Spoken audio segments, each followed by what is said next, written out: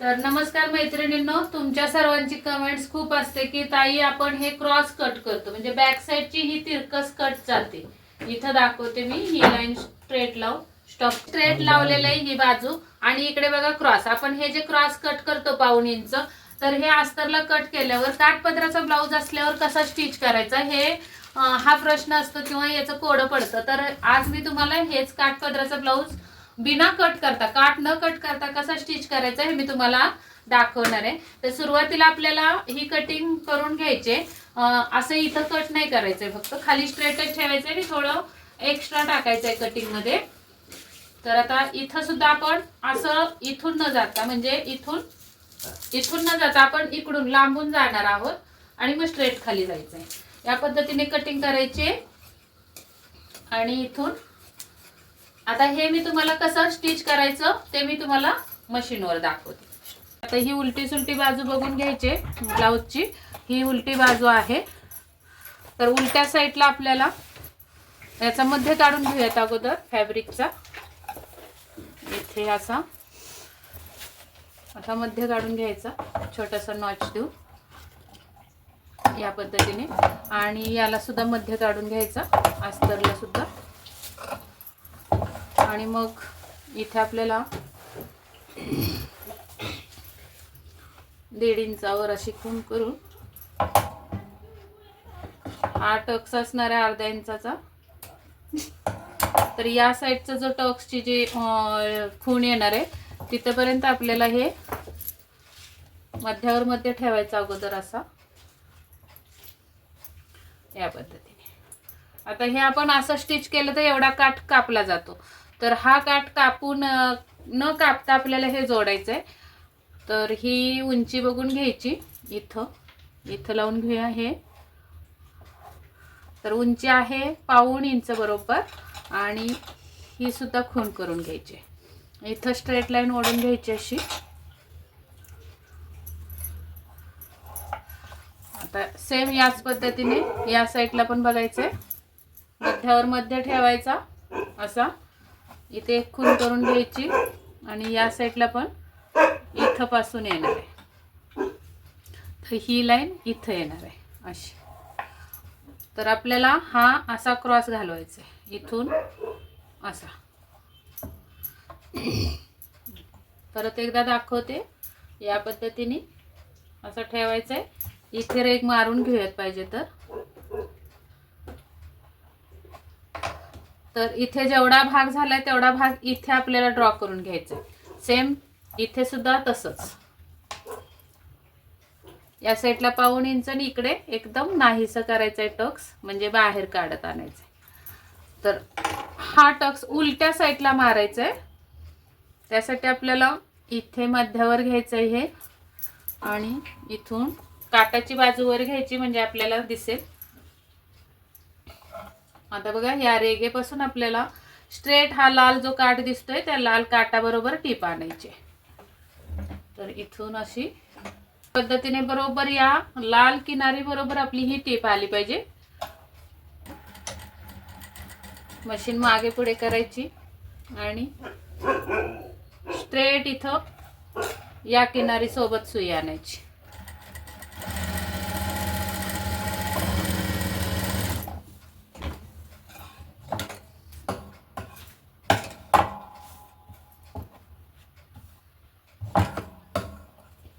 या साईडला सुद्धा सेम तसंच करून घ्यायचंय.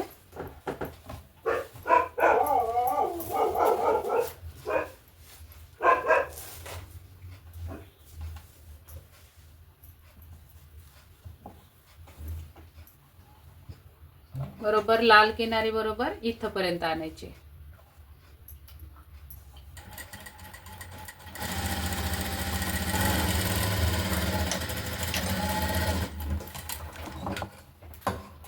अशा पद्धतीने आपण ही टक्स मारून घेतली. आता ही अशीच ठेवायची, म्हणजे की काटाच्या बाजूला ठेवायचे आणि इथं नख ओढून घ्यायचं.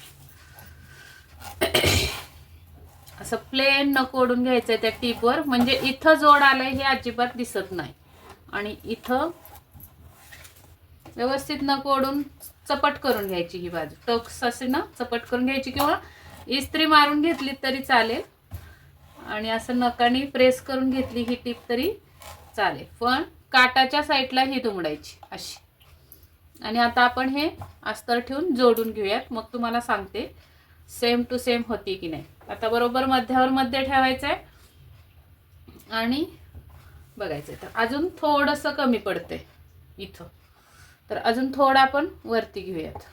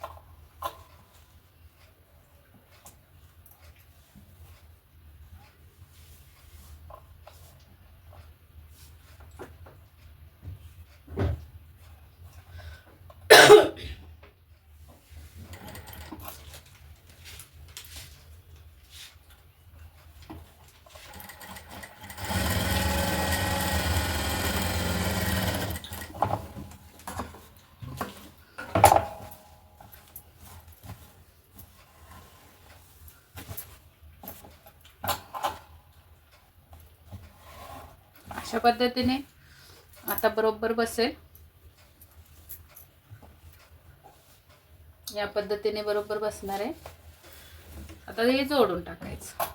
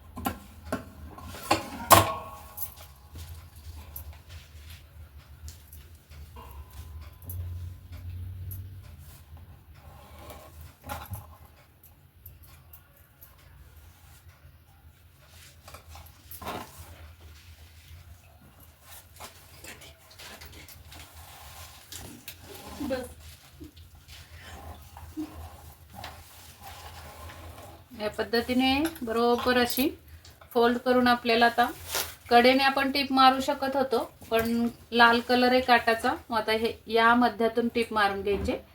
त्यामुळे सुलटा ब्लाऊज करून आपण ही टीप मारून घेऊया.